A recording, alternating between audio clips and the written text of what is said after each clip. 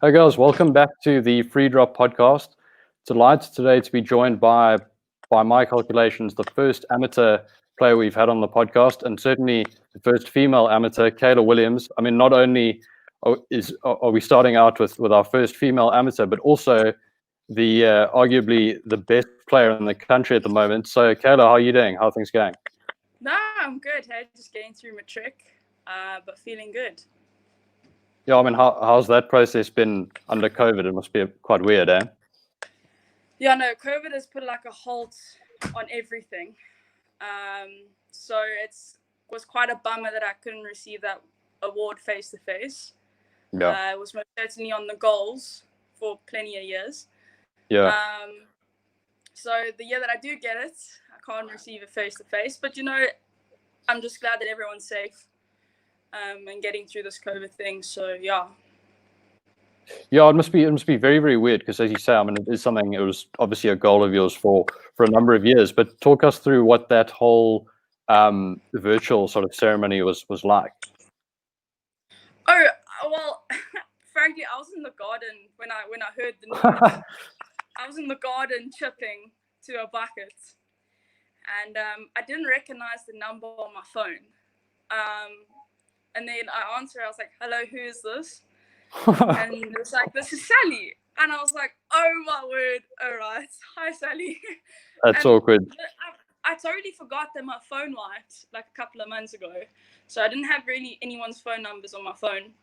Anyway, she called me and she's like, "I've got some fantastic news and all this and this." And I thought it was going to be for some reason, I don't know why, but I thought it was going to be that the team that was supposed to go to Namibia, they could go. Yeah. So I thought it was going to be the continuation of that. And then I was like, "Yes, sorry, yeah." And then she told me I was player of the year, and I was like, "Me?" And she's like, "Yes, you." So then I was like, "Oh my word!" And the first thing I did was shout to my mom. I didn't even register that Sally was still on the phone. I was like, "Mom!" And I just called her. And then I was like, and then I put Sally on speaker, and then I was just like, "Thank you." And it's just like amazing. That's incredible. Cheapers. Yeah, I know. I wanted a ball. I didn't even know if I wanted a ball out into tears or tell the whole world, or I don't know what I wanted to do. It's just like, it was amazing. It couldn't have come as that much of a surprise, though, surely. I didn't think. No, it wasn't much of a surprise, especially because of my knee operation. So. Oh, okay. I didn't really think that was going to be on the table. I thought maybe junior player of the year. Okay. But when I heard it was senior, I was just like, "Oh wow, okay, it must be actually." Yeah. I'm probably made a bigger of a comeback than I thought. Jeez, that's incredible. When was your operation? 22nd of October last year. Okay. And then how long did it take you to sort of rehab and get back into tournament golf? I wasn't supposed to play for 6 months. So I wasn't supposed to play until April. Okay. But my dad and I, we didn't know that the SA amateur was going to be so early in the year. So we didn't register. I remember them telling us like at the previous SA amateur saying, "Guys, listen, we're going to join with the boys and it's going to be early in the year." But I didn't think of that when I was making the operation date. Mm. And then little did we know it was actually in February. So I told my physio and I was like, "Listen, yeah, I know I've just had a knee operation, but we need to do a lot of rehab. I need to get on this golf course as soon as possible. Obviously, if I couldn't, then I wouldn't. I didn't want to jeopardize my whole career. But I went to her frequently. I did all my exercises. Even if I could do it twice, I would. And I was back on the golf course. I hit my first ball in in January. Then I stopped, and then I started again a week later, just simply because I just wanted a fitter shot to see if I still had it in me, which I did, luckily.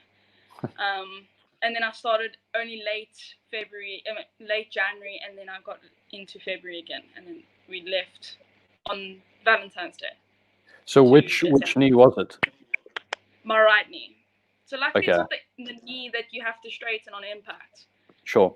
So because that's not all where all your weight needs to be. So Yeah. we were quite happy about that. But otherwise, I mean, it's still a big part of the game. So Was that my just first, sorry. did the injury come about just because you had been playing so much over the last however many years and it was just wear and tear, or what caused it?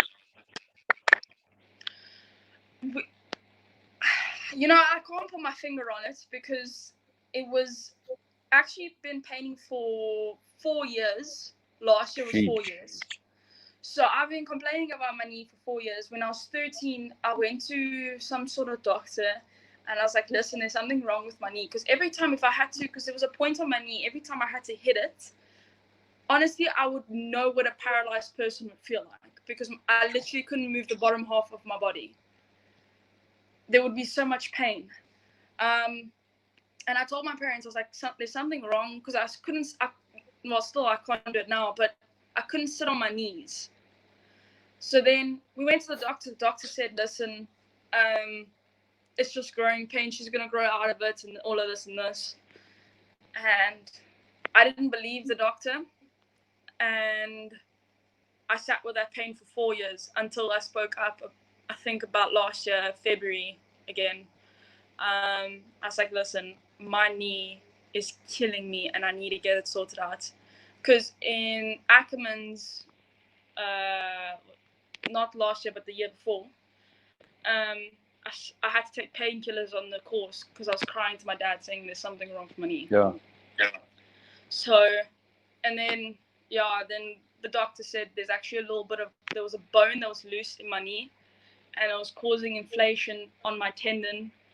And I had, what is that called? I had a cyst in my knee. So I caused like a mild tendonitis as well. So there's just major problems going on in there. So luckily we reached it, like we got it at a mild stage, because if I had to like hurt it even more, I would be out for a year. So luckily we caught it when we did. Sure, but that's quite hectic that you played in so much pain for so long. Yeah, I honestly, like, it didn't hurt that much in like the first couple of years. Okay. But coming to like the third and fourth year, I couldn't deal with it anymore. Like I touch around it and it'll be so like sensitive and stuff, and it was just crazy. So I was like, listen, we need to get this sorted out. But if I have to quickly think about it, I had an accident when I was in grade 6. I went over the bars on my bike. Oh, I see. And I've actually got a scar there where I landed, and it's actually on the point of where my operation is. So I was wondering maybe if it was that accident a couple of years ago. Geez, that's actually super, super interesting. It's weird that that it sort of didn't heal itself even over a prolonged period of time. Yeah, you would think a small bone would dissolve, or something. Because I mean, the thing was small. Like they took it out and put it in a jar and showed me when I woke up, and the thing was tiny. And I was asking the doctor, like, why would this thing not just dissolve? Because that's what most bones do, or most muscles, or anything, you know. He's like, no, this bone's actually more complex and dense than you think. So, yeah, so that's why I didn't, and caused so much pain. Is it quite weird looking back at what you've achieved in the last few years and knowing that you sort of achieved all of those things, sort of not playing 100% fit? Yeah, I mean, I look at myself coming up, and yes, I could have done probably a little bit more coming up, because it influenced my swing a lot. I was never really strong in my one leg, which was the injured leg.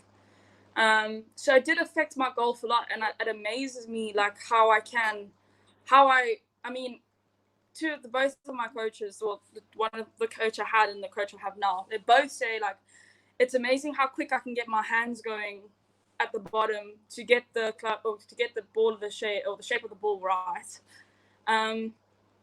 But yeah, it's just, it influenced a lot more than I thought, because when I came back and I'm training now, I'm like, wow, okay, this is actually how it's supposed to feel. So it's crazy to think that something so small, like a small bone, could affect something so big.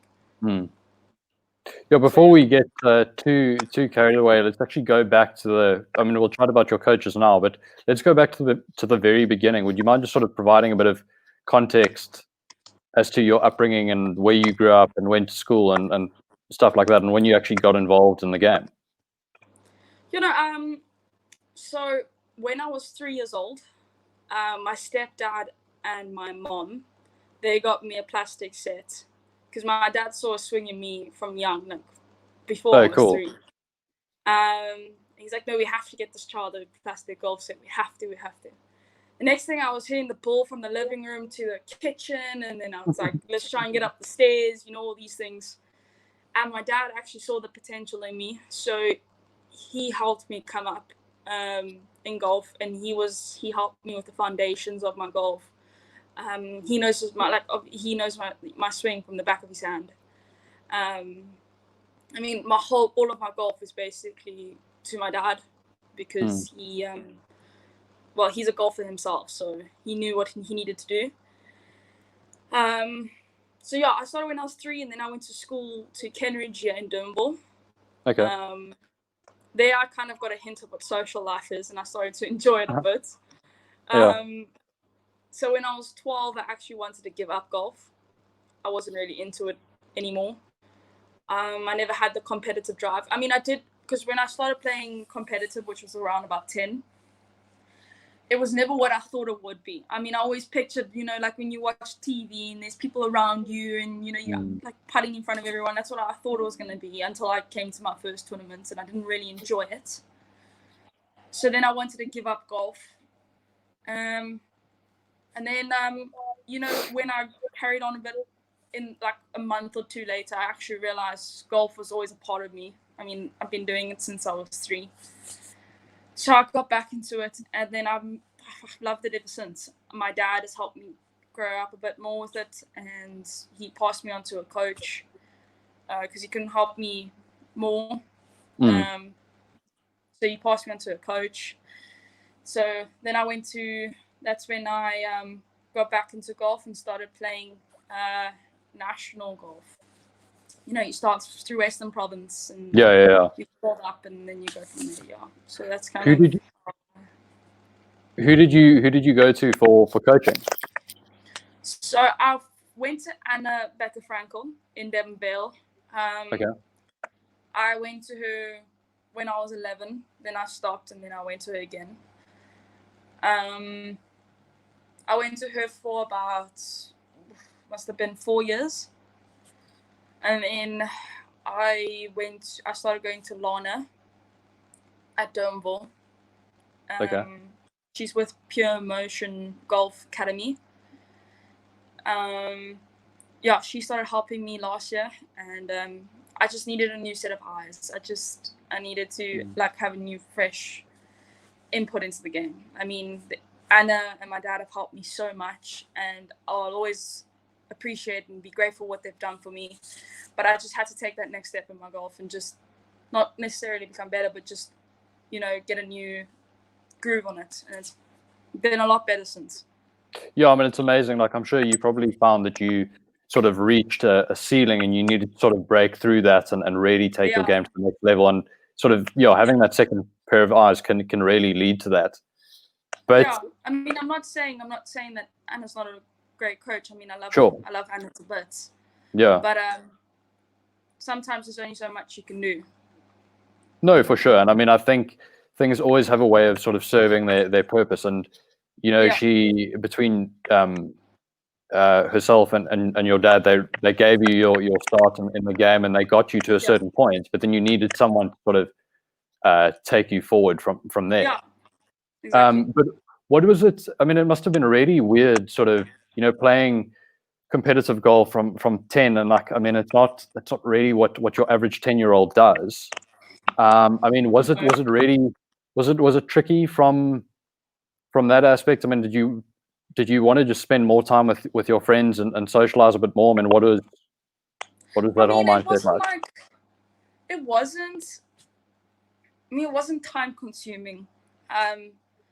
It would be like 9 holes like golf, and they would just take that competitively. So it wouldn't be like something different if we weren't playing that, then we were on the range, hitting balls.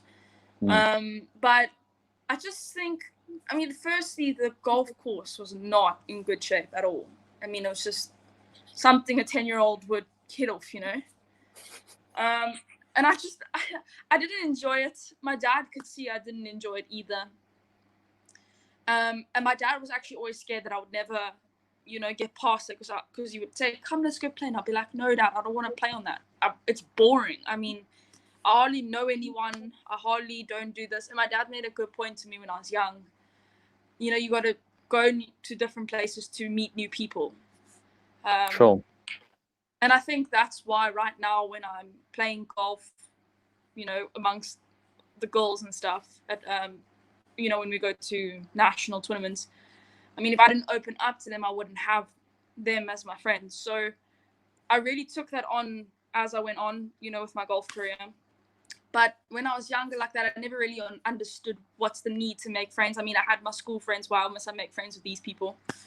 So I didn't really have anyone to, you know, be with or talk to. And it was so not what I thought it was going to be. But yeah, so it was a bit tricky to come up with that. But then luckily when I came to my senses after a few months when I was 12, I was like, I'm ready for this. Let's go competitive. And that's when I went into the Western Province Junior squad. And then I met my friends. So I mean, my next question is, now we sort of 6 years down the line, and can you say today that you love golf more than you did when you were 11 or 12? Oh, yeah, no, now I'm so passionate for the sport. I mean, it's just, I can't live without this. Lockdown was an absolute nightmare for me. I mean, I'm so used to nagging my mom, let's just go, like, just drop me off. I promise I'll be 2 hours. I just, you know, because I need to come back and do schoolwork and get my trick done. And I mean, I want to say this lockdown has been a blessing in disguise for me, because I mean, you know, not everyone wants to sit down and study and do all of that stuff when you could be on the golf course. Yeah. But yeah, no, I love it. I mean, I'm really looking forward to next year, just doing all of that. Yeah, no, if I have to look at it now compared to, let's say, 4 years, I mean, then I'll know that's 14. So, but when I was 13, compared to 13 to now, I don't think if you had to ask me when I was 13, Kaylah, would you be passionate for golf? You know, 5 years, 6 years down the line, I'd probably be like, I'll probably go out of it. But I'm glad I didn't. Honestly, the sport's like when I go to the golf course, I tell my friends it's like my home. I love it. But did you? I'm curious. Did you lean on any of the sort of older girls that you met to sort of, you know, chat to them about the struggles you go through from a mental standpoint, and whatever? Like, I know yourself and Cara Gole are decent friends, but I mean, did you ever sort of pick her brain and be like, "Yo, I'm really struggling. Like, I'm not really sure if this is what I want to do"? No, I was that typical girl. I was too shy to talk to the higher class. I mean, I looked up to Cara, and I still do so much. I remember the very first Orkney I went to. I think it was her last one. Yeah. And I was just in such awe of what was going on around me. I mean, I think, yeah, she was still in the playoff that year. And I was just like, come, let's go watch Cara. I mean, when I was young, I would be like, I'd love to be Cara. But I actually, when I went there, because when we, like, let's take SA Juniors, for example, when we go to Orkney. Sure. Because it was my first time, I needed someone. June, the chaperone of our Western Province, she would allocate someone to look after me and show me around, and the do's or don'ts and all of that stuff. And Ashley Mills, I mean, she's like my big sister right now. I mean, we still chat to this day. She took me under her wing and just, helped me get through my first Orkney and my second Orkney. And she kind of helped me look at going to tournament golf in a way that I never thought maybe to look at it. Like, you know, you got to go up, you got to have fun, don't be shy, you know, all of these things. And that's kind of where I am right now. When I get to tournaments, when I see all my friends or I see someone new, or, you know, there's never really a time I walk past someone I don't say hi, if it's a player or someone, you know. Sure. So, and she just helped me with her experiences as well. She told me a lot of stories about her golf and, you know, all of that thing. But then as I got older, I tried to get myself to ask Cara a lot of questions. I never got to it because then she left for America and doing great things up there as well. But yeah, I'm glad we're great mates right now. And IPT last year, we ended up having a 3-hour conversation. Oh, so cool. I got to know her more there. So we're great mates, and I'm glad I can pick up the phone and just be like, yo, can you help me with this and stuff. So yeah. Yeah, no, it's epic, and I mean, it must be cool to see what she's doing now. I mean, I think this week she's actually playing in her first event in the States, and I mean, it must be. I mean, have you been following that at all? I've been looking on the Instagram to see what she's up to. Okay. I come across her sometimes, you know, you go through the stories and stuff. Yeah. Yeah, it looks like there's zero social distancing taking place in the States. Yeah, no, I saw that. No, but I mean, all I'm getting is she's in a house. Yeah. In some beautiful place. Yeah, it looks epic. And she's practicing a bit, but that's about it. And that's what I've seen on the story, so yeah. Yeah. But yeah, I mean, it's weird how as time progresses. I mean, you said that you sort of looked up to her quite a bit, but I'm sure that there must be sort of like 12 or 13-year-olds now who probably look up to what you've done. So I mean, I think a good starting point would be your victory at the 2018 Province Strokeplay. Oh yes. Yeah, it must be nice when you sort of have to think about it a bit and actually sort of cast your mind back. But yeah. No, I've actually had a little girl come up to me and say, Kaylah, I look up to you, my role model. And I looked at this girl and I was just like, oh my word, thank you so much. I didn't know what to say. I just gave her a hug. And I was like, thank you. I didn't know what to say. I mean, she was so cute. And I said to her, I take off my hat to you for actually coming to tell me, because I wish I had the guts to say that to someone that I looked up to, you know, when I was young like that. So, no, I said to, I was like, I'm glad that I can help you, you know, think that you can, you know, help you become the golfer you want to become. That's amazing. And and that Western Province win, that was honestly, I didn't think that was gonna happen. I mean, I never watched the last hole of Kaylah's. I still remember I was still inside getting what I was getting like a soda or something. And I still told my dad, I was like, I threw this thing away. I played so, like, I wouldn't say bad, but I played so bad in the first round. And I was just like, you know, it's like, it was my home course back then. I was just like so frustrated. And then the next thing, people were telling me congratulations. And I'm like, for what? And they told me, no, you won. And I was like, what? Kaylah had like this huge lead in the beginning. And then they told me the story about on the 18th, and I felt so bad for her. I mean, that hole is, if you don't know where to hit it on that hole, it's going to take a couple of putts to get into the hole. Yeah. At one point, you were 6 behind, if I'm not mistaken. Yeah, no, I think I was 6 or like, she made a quadruple on the last hole. Jeez, that's deep. And I won by 1. Yo, that is so deep. So I think on the last hole, yeah, she must have been leading by 3 on the last. Yeah. That's not necessarily something that you think is going to happen. So I was like, it's okay, second's fine, second's good. Just got to touch up on a few bases, and the next thing I just get congratulations. I was like, what? Yeah, and then so that just happened, and I was like, okay, great, that's a win under the bag. That's wild. I was actually trying to work out, like, if you guys had played that final round together, unless they didn't redraw for the second round. How did that pan out? What do you mean? So obviously you have the draw for round 1 or whatever it was, and then Oh yeah. you guys weren't playing together. So was that? No. Yeah.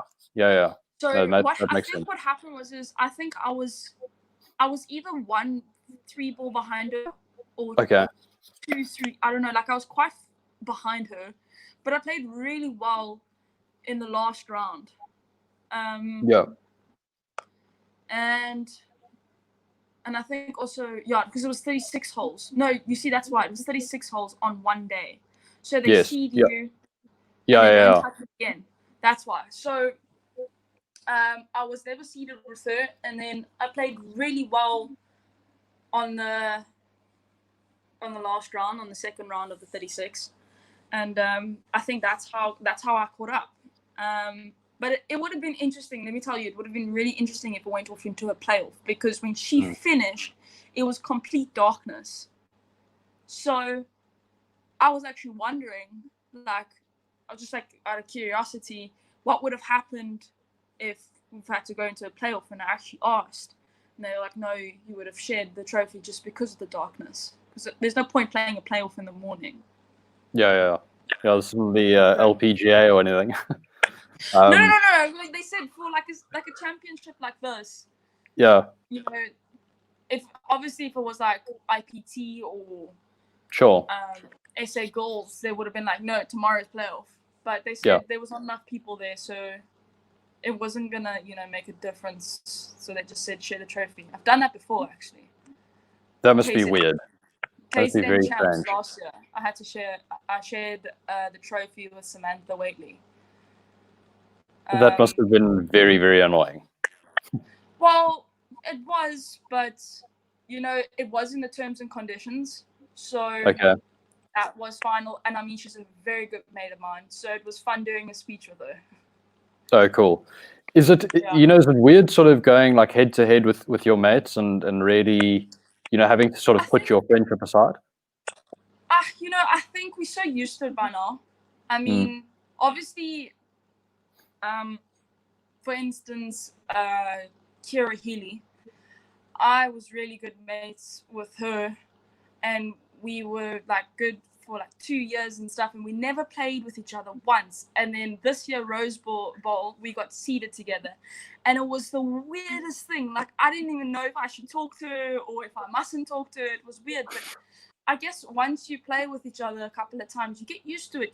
This is like, I don't want to say boundaries, but like, you know what you need to say and what not to say, and you know when you need to talk and when not to talk.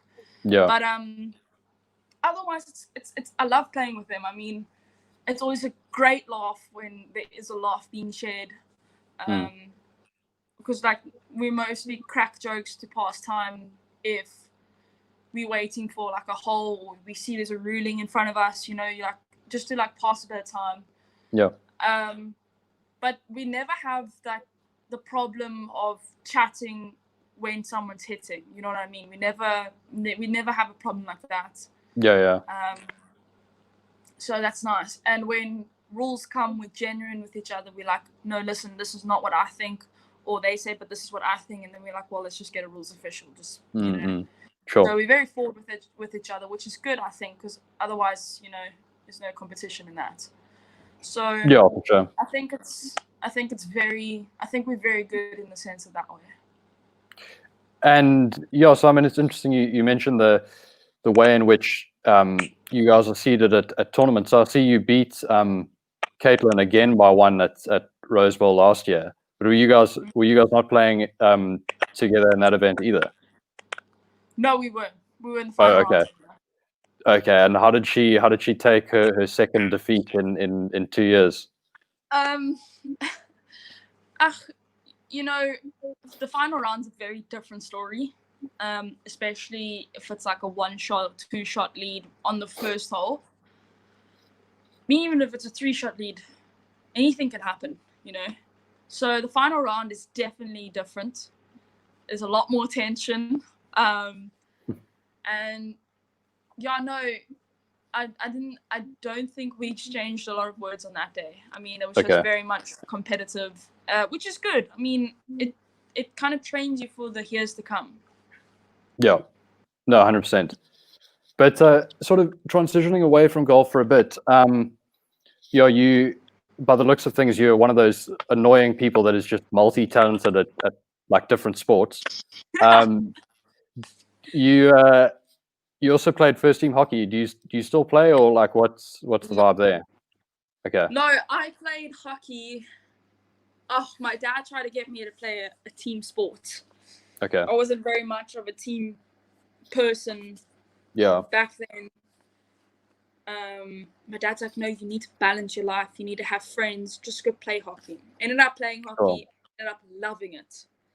Sure. For me, I didn't really struggle in finding the difference in a team and individual sports. Okay. I mean, once you see, like, for instance, like, let's take IPT, for example. I mean, we all wear the same clothes. We're in a team, you know? Yeah. It's like that kind of environment. I see my friends in our school uniform or our school, like, sport uniform, and you just instantly get in that team vibe. And it's absolutely amazing. I loved it. I absolutely loved it. I must have been grade 7 when I played first team for grade 7. Okay. Honestly, one of the best years of my life, just with golf and hockey. And then grade 8 came, and I didn't really much enjoy it because obviously it's high school.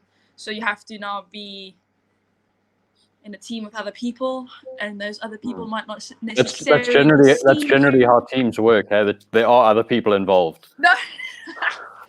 No, like in the sense that, like, I've never met them before. I've never, like, seen them in my life. Yeah. And you know, they might not necessarily see you as their teammates, more as an opponent than anything else. And I was just like, it's just nonsense. Like, you know, you're my team. We're in a team. We're supposed to be passing to each other because, for instance, what would happen is one of my teammates have a friend in the team, and they would, no matter if they are blocked, no matter if they are bothered with other teammates, they would only pass to them, and even if I was free. So I just said to them, I was like, listen, I'm going to go pursue my golf. You enjoy this little play kindergarten thing you've got going on over here, but I'm leaving. I just could not wrap my head around the sportsmanship in that team. So luckily that happened, because then I put all my time into golf, and just, yeah, I mean, I had a good fair share of hockey. Yeah. But yeah, it's just, I couldn't do that kind of stuff. But it is quite nice with golf to not have to rely on other people to succeed. I think that's why I love it the most. Yeah. I mean, it's just an individual sport. It's your decisions. I mean, it's your mistakes. You know, like, you don't have to go through other people to make a solution. You know, it's just you. And I think, and it's your own mind. It's. I love being. I mean, I know it's like a bit doom and gloom, but I love being that in an individual sport where it's just you. Yeah. And I mean, it's not really an individual sport if you think about it, because you've got other people playing with you and you can chat to them and stuff. But in the sense that it's your game, I think I like that the most. So my question to you is, how do you cope at IPTs playing foursomes? Must be weird. Must be tough. Yes, it is tough. It is very tough. I find it one of the hardest type of forms of way of to play. But when you've got a great partner, it's not that hard, because you just laugh if you hit like such a terrible shot. I mean, I played with Jordan Rothman. I think we've been playing 3 IPTs together. Okay. Our first IPT, I'll never forget, we beat number 1 and number 2 in the country. That's epic. That's wild. That was our first IPT. It was the final day. We were going and we were playing in Gauteng. I mean, Gauteng was the team to beat then. So, I mean, we didn't really, Jordan and I didn't really come up on start on the right foot. I mean, there was a lot of tension between us. So in order to pull that off, we saw that, you know, this is going to be a good foursomes, and I think that's why they kept it for 3 years. So yeah, I mean, it is a difficult thing, but like I said, if you've got a great partner that you can laugh like bad shots about, then I think it's It's hard, but it's not that hard. Mm. Yeah, it must be weird because I suppose if you like different personalities and stuff, it can be tough to sort of gel with that person and really sort of find like a middle ground. Yeah, no, I mean, Jordan and I are two very different people. Just the way we think about things. But we did a lot of practicing together. We're the member at the same club. So Okay. we did a lot of practicing together. And then we kind of found that intermediate stage between us, and we worked with it, and it paid off. It let us down now and then when our personalities got ahead of us more than thinking about golf. We would let the personal stuff sometimes come through. Sure. But then we would sort each other out and be like, "Hey, sort it out. Go walk a bit. Yeah. I'll meet you there." Yeah. And I suppose you've just got to call it like it is. Yeah, you do. I mean, the thing is about foursomes is like, I think the reason why sometimes people find foursomes so hard is because one person might want to say something about a certain shot, but might not necessarily say it, and then they have to pull off a shot that the partner is saying. Do you know what I'm saying? So 100%. I think that's where a lot of it comes across hard. But otherwise, if you talk about the shot that the player wants there, I think that's where it can become a lot more easier. Yeah. I think that's where people make foursomes way too complicated because they talk about the shot that maybe the person hitting the ball can't even hit. Yes, yeah. Yeah. And I suppose it's all about sort of playing to your strengths and whatever, and then hoping that it works out for the remainder of the hole or whatever. Yeah, that's what Western Province was kind of thinking a lot. Like, we're not saying take you and put you into one. It's taking your strengths and your strengths and putting them to one. And that's what we kind of thought about. Like, we're going to say, okay, this is your hole because you have a strength at the second shot towards the green. This suits your eye better. So let me tee off, let you play the second. And that's how it's supposed to. And a lot of people do that now. And I think that's why foursomes has become more of a fun game. But yeah, that's how we thought about it. We're not going to make someone hit a shot. And I said, because I said as captain, I was like, listen, if you want to say something to your partner, say it. That's all I'm saying to you. Because otherwise you can make this game way too complicated and you're going to see the score that you don't want to see. Yeah. And it's also like if you don't voice your concern or voice your frustration, you're going to build up resentment towards your partner, and that's going to be sort of counterproductive. And that's gonna be like towards the team. It's I talk about it a lot to them. I'm like, don't do something because you're trying to make the team happy. Do it for yourself because that's gonna make the team happy. If you know what I'm trying to say. So wisdom beyond your years, eh? Yeah. No, but like, I get this a lot because I always used to listen. And when we used to have team meetings, I would always listen to what the captain says. So I think the years listening to them is coming out of me now. So, no, for sure. But sort of transitioning away from team golf for a bit. So obviously you've been part of the Golf RSA elite squad, and that's given you the opportunity to go overseas and compete on an international stage, which is also like a privilege, but also like a vibe, and must be so much fun. Yes. I don't know how well you remember your first junior open in Scotland, and if you want to just tell me a bit about that as well. I don't think I can ever forget that tournament. It was absolutely. I was so nervous, but I was more excited than anything. I wanted to get onto that plane and just go to Scotland. I mean, it's in the home of golf. I mean, it just doesn't get better than walking on St. Andrews.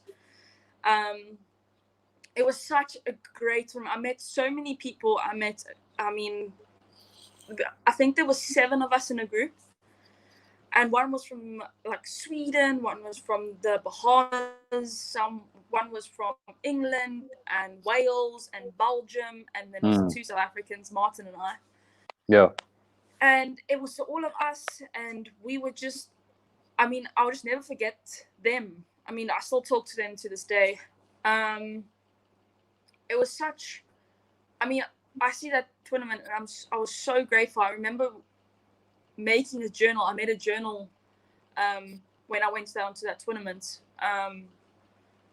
because I just knew that I was going to be so grateful about this tournament. I had to write it down, and I made my parents read it, that they could see, like, feel my experiences. Because I still remember the day that they told me I'm going to Scotland, and I was just like, huh? Like, I was just gobsmacked that this is happening. And I mean, there was no better feeling than walking onto the tee box and hearing your name from South Africa. Just representing your team for the first time. It's the most amazing feeling. And I think, I mean, the weather was just a bit brutal, but you know, it's nothing that you can't expect from Scotland, you know. And then I mean, when it's off course, it's just great stuff, great vibes. It was just amazing. How well did you know Martin before you guys left? I did not know of him at all. Oh, okay. And what are your initial? He was a great golfer. Yeah. I knew he was a great golfer. But when I met him, I had no idea what I was going to deal with. Okay. But he turned out to be a great person you can talk to as well, because he's got a lot of like insights about golf and the mental side of it. So he was also a great person to talk to if I was ever feeling like very nervous, because obviously I think he has gone overseas before. Yeah. So I spoke to him about it, and I was like, listen, I'm nervous, like you cannot believe. And we would stay up and chat, and it was great. No, that's epic. How many years difference is there between the two of you? I don't think there's any. Oh, is he like 18? Yeah, I think he's 18 now. That's wild. I need to do a bit more research then, clearly. Yeah, no, he won that tournament. Yeah, no, I remember that, but I wasn't quite sure of his age. But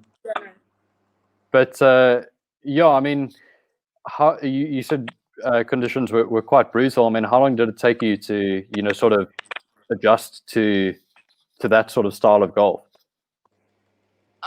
It took me a while to adjust to links. Yeah, sure. It's not necessarily something that you will. I mean, I know not Metropolitan. Milnerton is a links. Yeah, but it's not like, I mean, it is, but it isn't. Not in the sort of like Scotland sense or anything. Yes, no. So I got a 3-iron for that tournament. Oh, okay. I was like, I'm probably gonna need to hit this low and just stinger it whenever I can. That, I mean, but I think coming from Cape Town, just simply with the wind and experiencing that kind of force from the wind, it helped me a lot. But when it would help me, I'll be like, you know, you're still on a links golf course. You still need to get your way around this golf course. Yeah. So yeah, that was just I think being on the links was the part that got me the most. It was putting from like 20 meters or putting from absolutely nowhere to get onto a green. It rattled my brain when I would see my playing partner do it. I'd be like, how do you even feel that shot coming out of you? You know what I mean? How much preparation could you do, like sort of practicing those sorts of shots before you left? I presume not that much. No, not a lot, because our grass is very different. Yeah, sure. I did a lot of.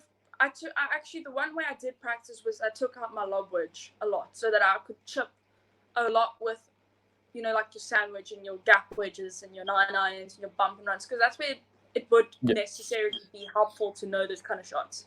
Yeah. So that was one way I practiced, but otherwise putting from absolutely nowhere was not really ideal. You know, it wasn't really a shot in the bag that you would necessarily find from a South African. No, for sure. It's actually quite. I've learned a lot. Yeah, it's actually quite surprising that Martin did as well as he did. In light of, I mean, as you say, like massive adjustment to have to make. But yeah, I don't know if I've got this 100% spot on, but I read that, you know, there were a couple of holes that week that gave you a bit of trouble. I mean, how much does what you do on a particular hole, like in like a practice round or that first round, how much does that sort of influence your mindset for the rest of the week? I mean, honestly, like, I think I'm that type of golfer that has one hole that will just throw me off. Honestly, like, I don't think I've ever walked onto a golf course where I'm completely comfortable with every single hole. And I did find one of the holes, I think it was the 7th. It was just weird, like I had to hit an iron off, but I had to hit it in this specific spot. And I think because of me, you know, not really having the experience, you know, in the bag. I think going to Scotland, I never really knew how, like, critical a practice round had to be. Like, now when I walk off a practice round, I'm beaten, like I'm completely tired, because I would do all the critical thinking that when I go on to and play the tournament, I wouldn't have to think that much. I just look at my book, all right, that's where you want to be, you know, shoot it, that's the iron, okay, go, you know. But I didn't really do that much when I was on that in that tournament, and I think that cost me a lot. And I think by the final round, because I played a really good round on the final round, I made all my, I wish I never did this, but in the sense that I would have done it in my practice round. But I took all my notes from the first day and the second day, and I took it into my third day, and I actually ended up shooting 69. So, that's wild.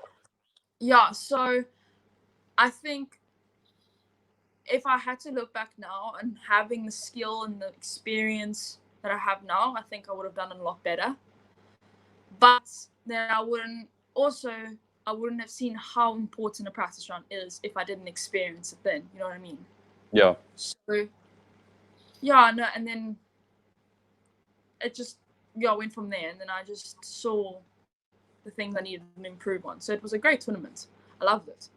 So, brutal, I mean, but I loved it. We were chatting beforehand, and I found out that you not only study bio, but you also study history as well. So do you generally make like extensive notes, like almost like hectic study notes type of thing, or do you keep things sort of quite concise? When I study history? No. I'm saying when you approach a golf course. Sorry, I worded that horrifically. But no, it's all right. No, we're not going to. No, I'm very simple when I get into a golf course. Okay. I don't try and make things complex. Otherwise, I feel like the more simple it is, the more simple the game is. You know, once you start writing paragraphs about a hole, then I'm just thinking that, you know, you're gonna have to stand on the golf course and look at this paragraph and read it, and, you know, take what out of it, the simple parts. You know, I literally went to my friend who does sometimes write these things, and I'm like, I underline, I'm like, you could just write this, like, that's fine. Like, because she talks about left because right has this and this, and I'm like, why do you even talk about the right? Just look at the left, you know. And that's what history has actually taught me. Just make things simple, otherwise you just end up writing unnecessary things, because that can happen actually in history very easily. Well, it's like those source-based questions at the end of, I don't know, it's like section A or whatever. No. Then you can write paragraphs for days, and then you just run out of time by the freaking fourth question. Yeah, and it's like 8 marks, and it's like, what are you doing? But yeah, just sort of shifting to the Astor Trophy in Canada, you guys had tremendous success there. I mean, what are your biggest takeaways from that experience? It must have been really cool to be part of a team that did so well. Yeah, no. I mean, I'm wearing the Astor cap right now. Oh, cool. That tournament honestly was one of the best experiences of my life. Just the scenery of being in Canada. I mean, Canada's a completely different country. The scenery, the hotel we were in was absolutely gorgeous. The view we had a view. Don't ask me the mountain's name because I won't be able to tell you. But we had this landscape of pine trees in front of us. But there in the distance, there was a mountain that actually had snow on it. And it was absolutely beautiful. I mean, and just, I got so many friendships out of it. I actually became a bit closer with the South African girls. And it was just, the golf course was absolutely stunning. It was, it had the critical things that most not necessarily find on the South African golf course, but it was, you got to hit it otherwise you don't have a shot. Where sometimes in South Africa you can get away with it. Yeah. So it taught me a lot about game wise, like what I needed to work on and stuff like that. Yeah, and I suppose just sort of course management and like picking your spots. And, yes, exactly. Yes. Yeah. And yeah, I've got in my notes here. I was going to ask you about winning Player of the Year, but we've touched on that quite in depth. But sort of looking at your results of the last 18 months, you've been super, super consistent. What would you say is something about your game that allows you to, travel well and play well on a variety of courses and in different conditions? I don't necessarily think it's an aspect of my golf. There are days where I absolutely can't even hit a driver. I hit it straight, but straight into the trees. Or I hit an iron shot, and I look at it, I'm like, how do you even manage that? But I just also sometimes think it's the way I think now. That's what a lot I got from Astor Trophy. Shame, I put Kaylin through hell on that tournament. I played absolutely terrible. That's why I take my hat off to the rest of the South African girls, because, they mostly did it, but I played terrible in Canada, and I honestly do think it was the way I was thinking. I was more nervous than anything else in my life. I sometimes couldn't sleep at night because I was so nervous, and Jeez. I couldn't wrap my head around the fact why I am so nervous. But I just think it's because it's completely different than what I'm used to. A different country, and it wasn't anything, I've never actually gone on tour with those girls in my life either. So going from Astor and continuing the cycle of the tours and stuff, it helped me definitely with the way I think. And when I would necessarily hit a bad shot, I'll be like, you can sort it out from there, and you can still make your par. I thought a lot more in depth about my golf, in the sense that I'll be like, okay, instead of like going up, okay, right, it's a 9-9, hit it at the flag, you know what I mean? It would be more of like, okay, let's try and hit this type of shot, or let's, pitch it there, try and roll it in, like those kind of shots, or even just simple chipping. It's different types of chipping, or different techniques with chipping, or different types of spin on the ball that just came to me. And I think that's what really got me to be so consistent. It's the consistent way of thinking. Yes, like even pros make mistakes. You can't. 100%, I can't expect to have a perfect round, but I can expect myself to have a consistent mindset. Yeah. And I think that's what helped me, because I'd hit a bad shot and I was like, it's fine, it's okay, just recalibrate and take it from there. And I suppose, in a game where it's like there's so many different variables and things that are out of your control, the one thing you can control is your mindset at the end of the day. Yeah, definitely.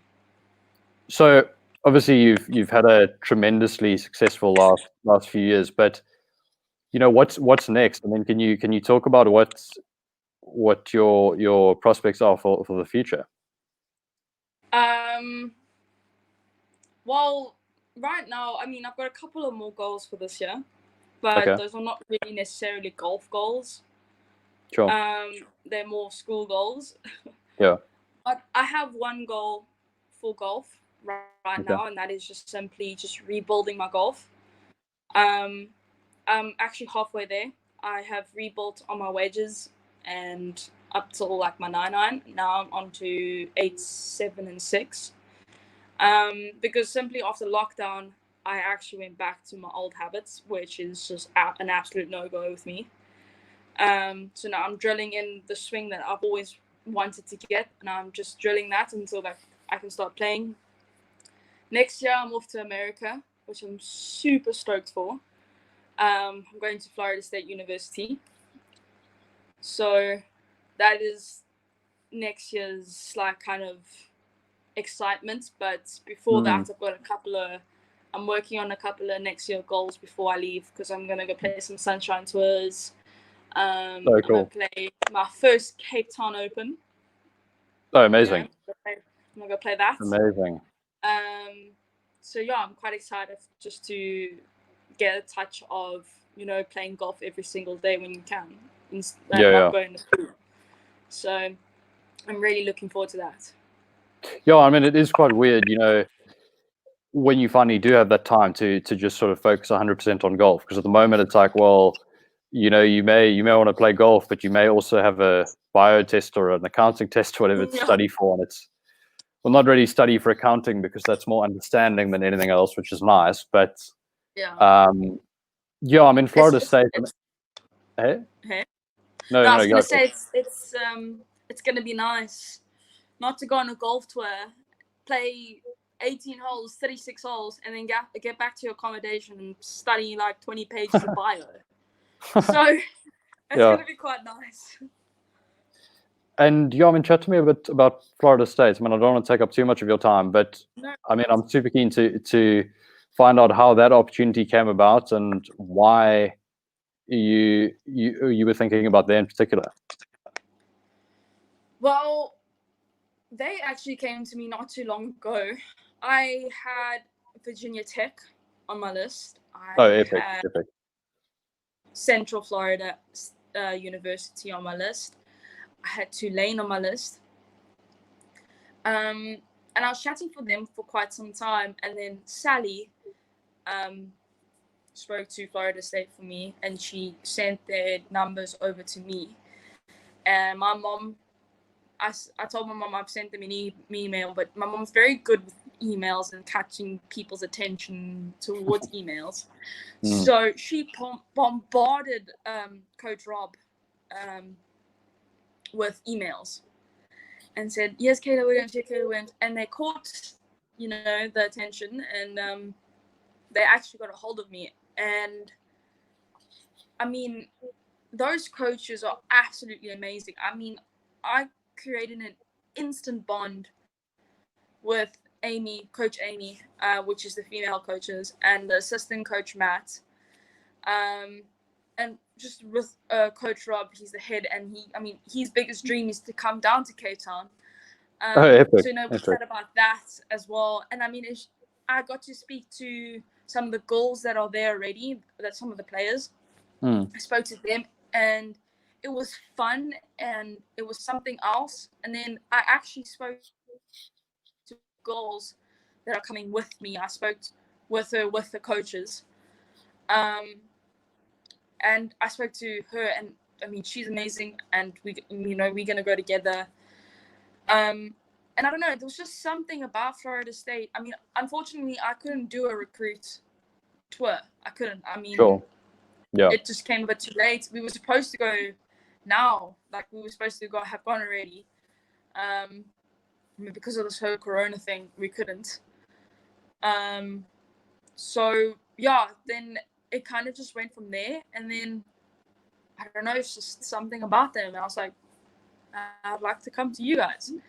And then I just sent a message or an email to the other coaches, and I was just like, listen, I'm so sorry, but I have chosen Florida State. Oh, okay. But it's super cool that you've got that sort of rapport with your coaches and with some of the players now. You starting to. I mean, I've followed like half the people on Instagram. Oh, epic. I actually spoke to one of the girls that are already there. She's in her first year. And she just sends me a message out of the blue saying, I can't wait to meet you and become teammates with you and chat soon. And I was like, Oh my word. Okay. Mm. Like it was just. I mean, I've never like had a Instagram before, so I couldn't send her a message. I mean, I've been looking around for the Florida State's people that I can send them messages saying can't wait to become teammates with you and stuff. Yeah.